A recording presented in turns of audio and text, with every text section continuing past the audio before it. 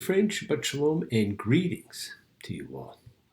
Now, we've had the warning, and I hope you've been keeping clear of the mob and the mob mentality.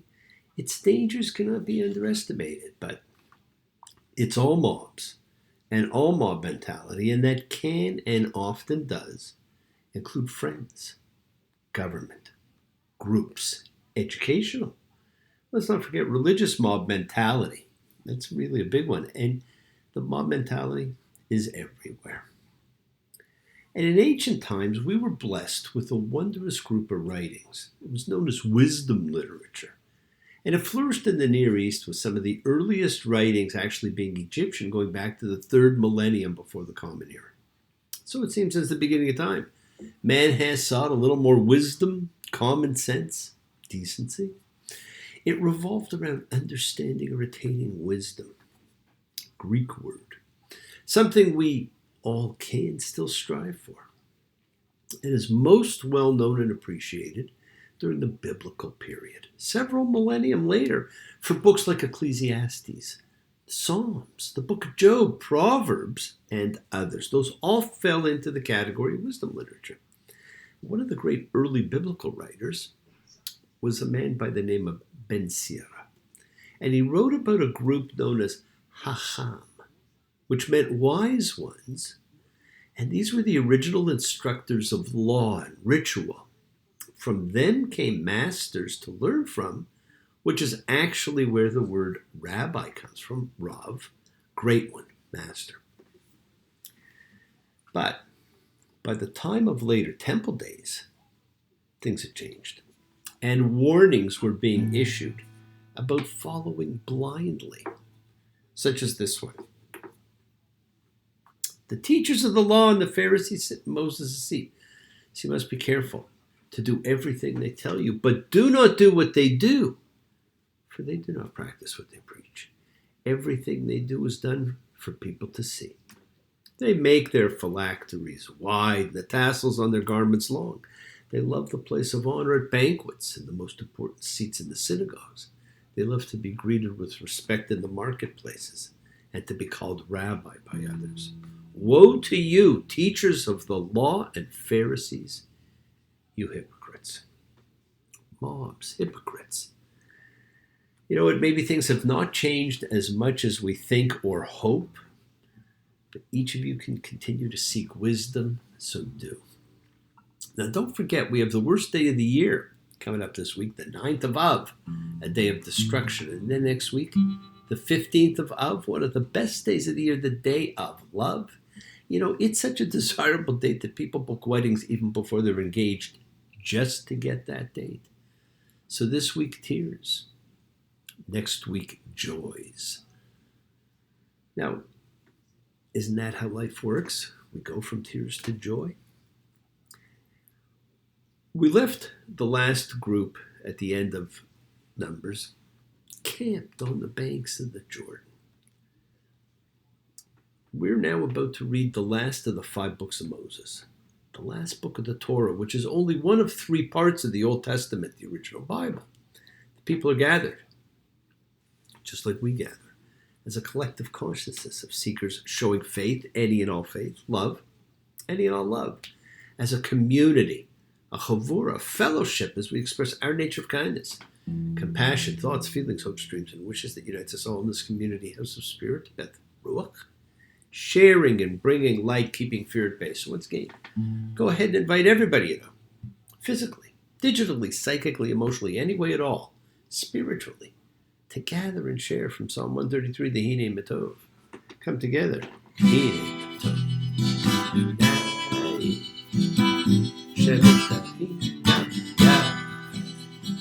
Hine Matov.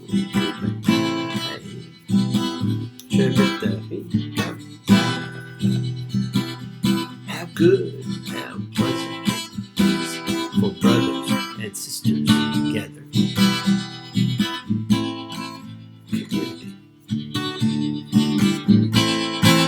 Community. Community. Together. We are a community together, my friends. Let's all spread love, goodwill, and fellowship to the world. Remember, this is you setting aside just a little bit of sacred time in your own sacred space to honor and converse with whoever, whatever you happen to believe in, because we all believe in something. It's a part of your kavanah. It's a word you hear me use all the time. It means your intention. That's what you put out to the universe. It's your goodwill. Goodwill and intention are the roots of what you can control, of what you can correct. Your intention sets in motion everything that occurs in your lives, my friends. Now, quite often, we don't know what somebody's intention is, but their words tell us what their intention was. And today we're going to find out all about words. So let's take some time now. Let's use that intention. Send some of that goodwill. Supply some healing out to whoever you know that needs it. Healing and renewals for everybody. Floats through space, finding those in need. So send it out for those you know and for the souls and spirits of everybody you love. So think of whoever that needs healing and renewal and love or just plain goodwill. Focus on them. Call their names. It's not just for people. It's for our pets. It's for the earth. It's the healing of the world. The tikkun olam. It's part of our spiritual genetic makeup. We have to help heal the world. We each must do what we can to improve and change our own little corner of the world, because as we change ourselves, we change our conditions in life. Part of that healing, so we send thoughts and energy for health and renewal and goodwill for everybody. They don't have to be sick. It's for those in your hearts and your minds. Let's all send the energy out for the people in need everywhere, and always special thoughts and prayers for those who are in medical conditions and need it. We pray for those who need prayer, because prayer is an extremely effective method of communication with God. We entreat, we help ourselves and others. We don't have to know them. We want health, recovery, good life for everybody around us. For Gail and Joey, for Luke and Dawn, for Ginny and Terry, for Gloria and Doria, for Kay, Fern and Johnny, Connie, Ronnie, Danny, Nina, for Bill, for all those suffering and in need. Let's not forget to include the familiars of our lives, all of our sacred animal friends everywhere. For everybody you know, my friends in need, for the whole world, for Devorah. Friends, it is the kindness, the healing wishes, goodwill, and love we all send out. It just circles the world finding those in need. So thank you, each of you, for all you do, for all you care, because the world is a world of spirit. Spirit, my friends, never dies. Me.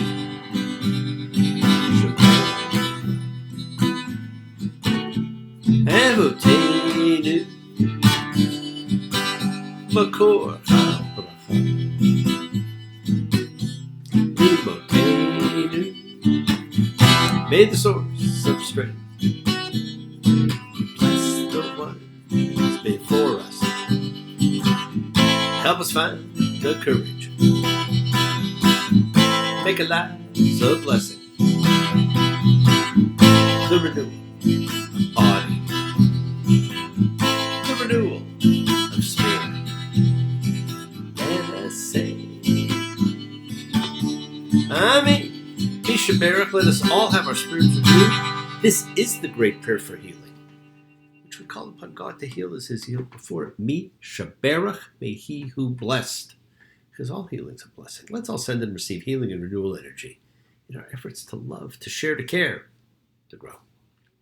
Now, we ended the story of the wilderness journey by seeing the people camped at the Jordan River. But we knew this wasn't the end. We were left with instructions on land distribution by tribe, family.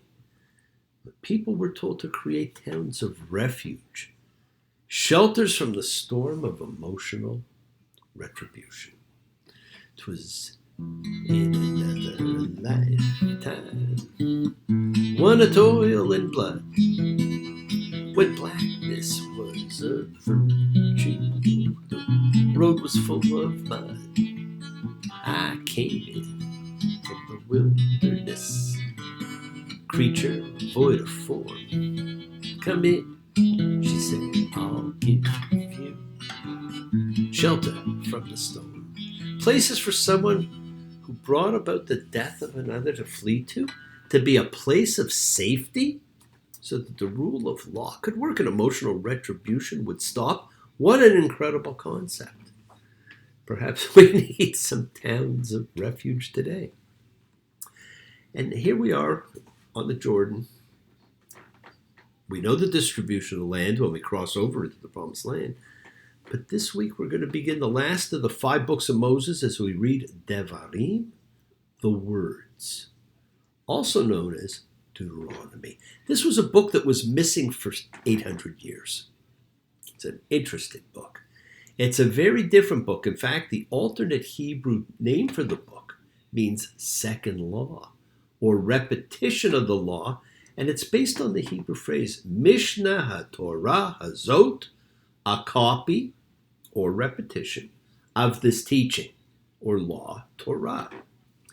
In Greek, it's Deuteronomy because Deuteronomy is, in fact, a restatement of the law and narrative of the three preceding books, as well as in certain important respects, a revision of them. And so the Greek title is perfectly apt and is the one that most people know this book by. But it is the book of words, and it is a retelling of the law. So it's not the same as the other books. Now, Moses knows he's about to die, but he doesn't accept it easily. He begs the Lord to let him live, to cross over into the land, but God tells him, don't go on speaking to me anymore of this thing. There you go. Nothing to discuss. These aren't your drones. And like all great generals and statesmen, Moses then goes on to give a glorious farewell speech. In fact, the book's first 30 chapters are his farewell speech. It's his farewell address to the people before his death. It contains history, law, wisdom. In places, especially near the end, it's beautiful, inspired, inspirational. Moses is eloquent. And that's quite ironic given that his first meeting with God at the burning bush, where he tries to escape from the assignment to go speak to Pharaoh by saying, I'm not a man of words. And here he is. He's become the man of words. It is remarkable, ironic, and inspiring to see Moses' development through all that has happened in 40 years as he has turned into a man of words. More than any other human in the Bible, Moses grows and changes in the course of his life, and we see those changes occur. Just like you can change careers, change values and beliefs, change lifestyle, change character. We all do those things throughout our lifetimes. Any one of us can grow and become stronger and better. You'll see another change occurs. Instead of law without reason, because if you notice, all the laws that were given were just dictated laws. Here's the law. No reason. So the entire Torah was like that. But the Torah concludes with the message that the law is meant to be relevant, comprehensible, meaningful in every person's life. It is appropriate to seek out the meanings of the laws. And when interpreting the law, to understand that it's explicitly meant to enhance lives. One must not apply it in a way that causes injury or undermines its positive function in life, which is why, mitzvah is such an important term. It's the joyfulness of fulfilling the law. Now, for the whole of the last book of the 5 books of Moses, we have this picture of a group of people listening to the speech of a man. No seas split, no angels appear. There are, in fact, no miracles whatsoever in Deuteronomy. This book is about the importance of words. Creation was believed to be from the words of God, calling things into being. Everything in our lives is triggered and impacted by words. Those we speak, those we hear. Words are flowing out like endless rain. They slither wildly as they slip away across the universe. Pools of sorrow, waves of joy, drifting through my open mind, possessing and caressing me. Words, the great source of emanation. Deuteronomy 1:1. These are the words that Moses spoke to all of Israel across the Jordan in the wilderness, 11 days from Horeb by way of Mount Seir up to Kadesh Barnea. Now, the journey from Horeb, which is the other name for Mount Sinai, to the Promised Land, only needed to take 11 days. Now, as the people stand at the entrance to the land after 40 years, After everyone with adult memories of slavery has died, the meaning of the loss of 40 years can be deeply felt, appreciated, regretted. How many stood on the threshold of entering Israel on its recognition in 1948 after the Holocaust thinking the same? Deuteronomy 1:3. It was in the 40th year, in the 11th month, on the first of the month, Moses spoke to the children of Israel of everything that the Lord commanded him to them. And Moses repeats history for them, but tells them it was them, when in reality it was their parents. This becomes a tool he uses frequently during this entire address, as he says things like, don't you remember? Well, of course they can't remember, but they're told they do.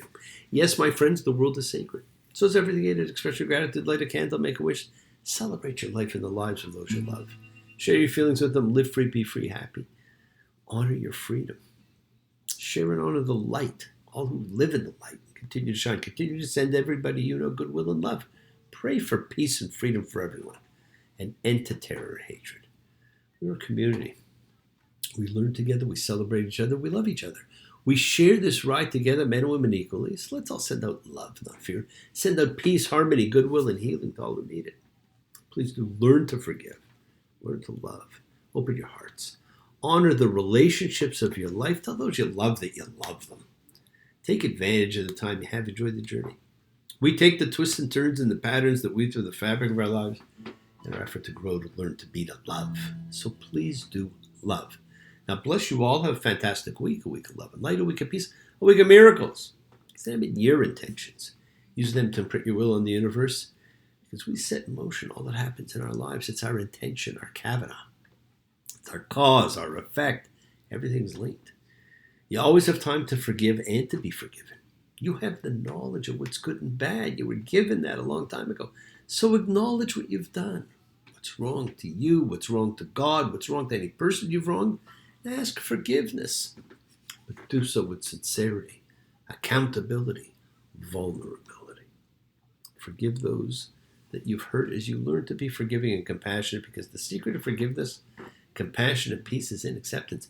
Can you accept yourself, other people in the world just as they are? Can you accept life just as it is without trying to control it? Because if you do, you can experience the peace that acceptance brings.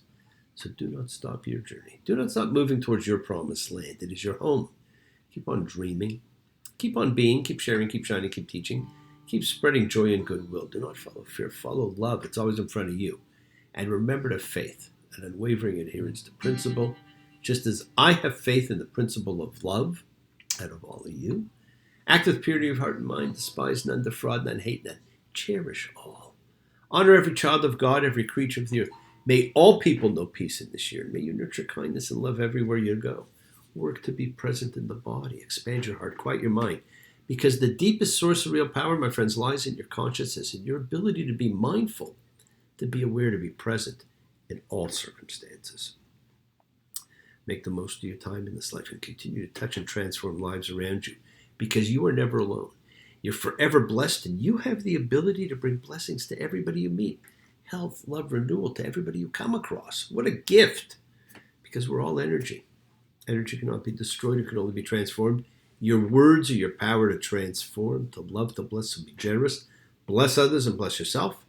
Love with the heart, because we're all part of a greater whole. Embrace love, not fear, forgiveness, not anger. Be there for someone.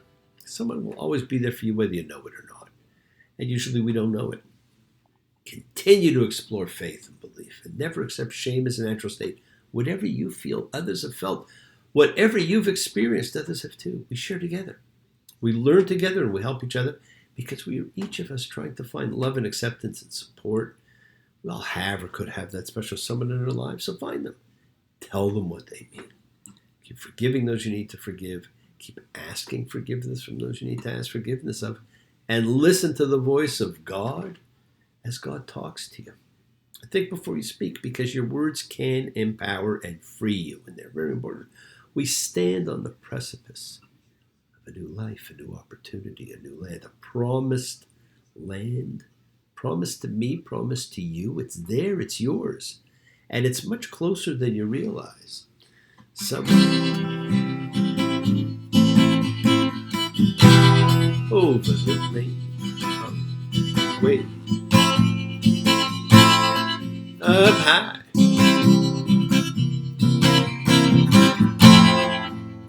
there's a land that I heard once in a lullaby. Somewhere over the rainbow, skies are blue, and the dreams that you get to dream really do come true. Over the rainbow is right in front of you, my friends. It's right there. Well, thank you for joining me. Celebrate freedom and love. Let the world know that you walk in faith and trust in yourself. Enjoy your week. Shabbat shalom. Blessings to you all. And I will see you all very soon. Take care. Bye.